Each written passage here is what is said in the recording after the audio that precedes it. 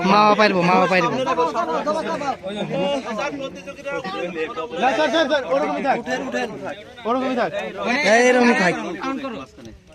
একদম যাও মাঝখানে আমি এটা থেকে গুণা শুরু করি বিচারক যারা তাদের গুনতে দেন স্যার কয়েকজন আমার দুই ভাগ হলে কেন আগে তো বলে দেওয়া হয়েছে এইটা আমার রাখতে হবে আমার এই প্রতিযোগিতার কিন্তু এই নাম লেখো তাহলে ক্যান্সেল